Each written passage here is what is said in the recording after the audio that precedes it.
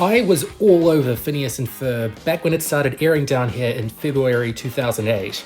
I was the right age for it was the right show for me. Wild, creative, jam-packed with life, humor, and charm.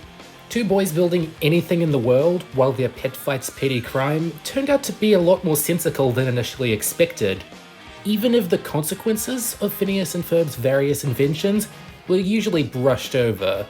So imagine the shock of millions of kids in early 2009 when a certain episode airs, and they have to face those consequences head on. This is Season 1, Episode 16, Phineas and Ferb Get Busted, or as it's known in some parts of the world, At Last. The show is very well known for its strict formula. Phineas and Ferb build something, their sister Candace tries to tattle on them, but the invention disappears before their mother Linda can see it. Only this time, Linda notices. On the day they build a skyscraper-sized elevator and modify her car to fly. Shock number 1, that this is happening at all. Shock number 2, just how furious Linda is at Phineas and Ferb. I'd always thought she'd be impressed with her son's creativity, but yeah, the elevator's a bad look. Hey look, Ferb, here's bolt number 473. I hope that wasn't important.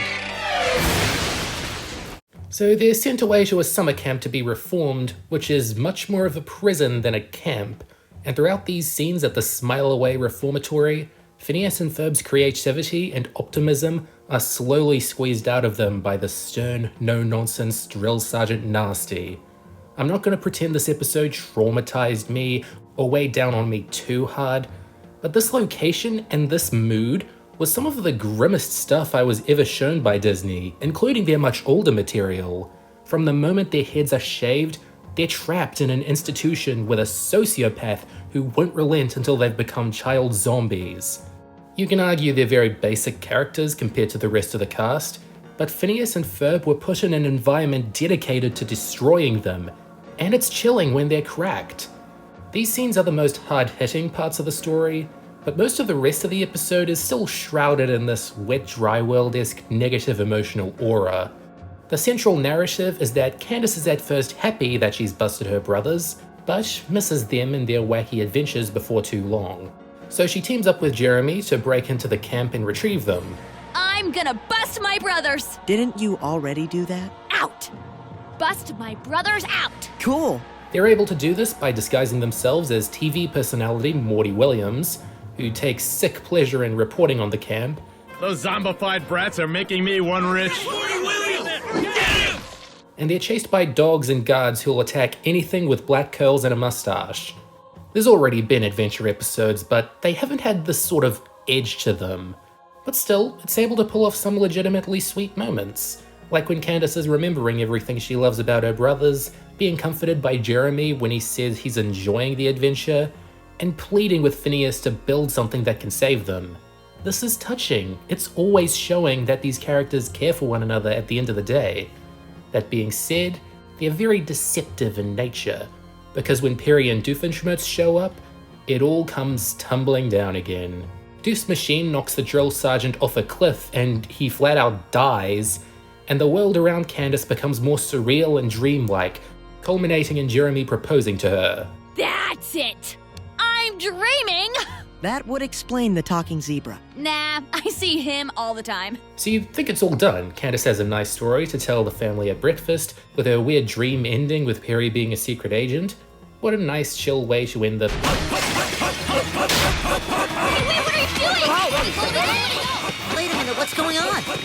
I haven't even finished my cereal. Agent P, your cover's been blown. We're going to have to relocate. And now you can see why this episode's so notorious. While the story is exceptionally dark and impactful, the dream within a dream twist raises some questions. Is Phineas and Ferb getting busted relevant enough to Perry's life for him to have a nightmare about it? And he doesn't seem to have a high opinion of Linda, does he? All the times I called you delusional and mocked you to my friends behind your back. All those journals I filled with an eye towards stand-up comedy. And suddenly, Mom and Dad were controlled by a giant puppet master. Oh, grab my journal. This is comedy gold. Still, up until he shows up, this episode was very clever about disguising that it's a lot less realistic than usual. Things like the house sometimes being destroyed and sometimes not, and how quickly Candace and Jeremy are able to build Trojan horses. They're super plot-driven moments, so it's better disguised. The story may be dark, but it's peppered with great humor. Baljeet tags along with the brothers to smile away because his summer school grades are too high, raising more than a few questions about the institutions in this world. And to its credit, while the first scene where the simulation collapses is creepy, how weird it gets will get at least one chuckle out of you. Not everything works though. Once in a while, they'll sneak one in that undermines a powerful moment, like having the sergeant ask the boys, "What you doing?" and one of the song numbers bleeding into reality, quote unquote.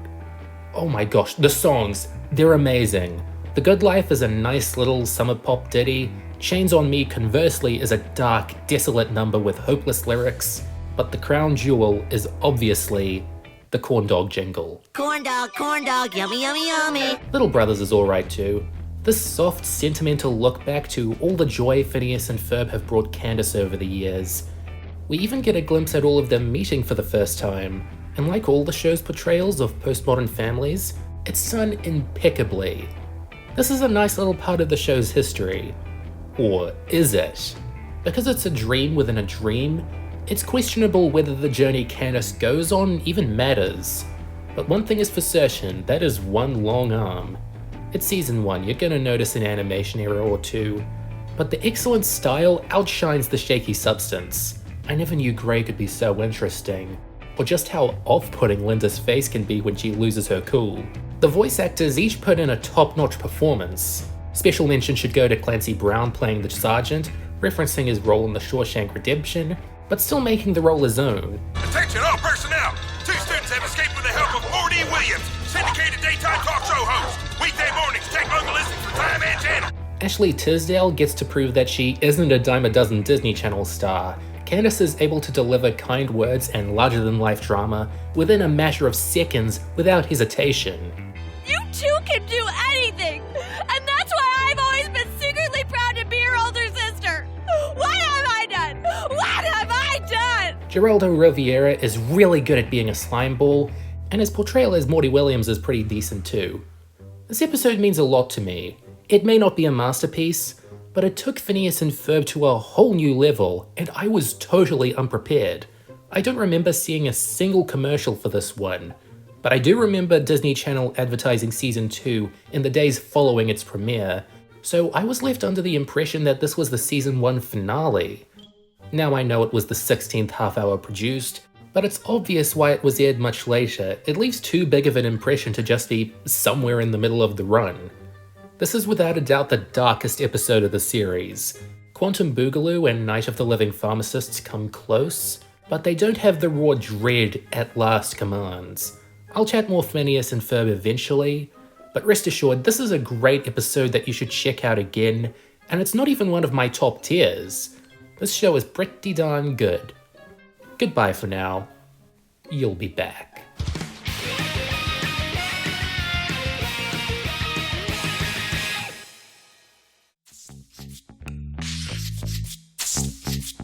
And no funky rhythms! I thought it had more of a free-form jazz vibe.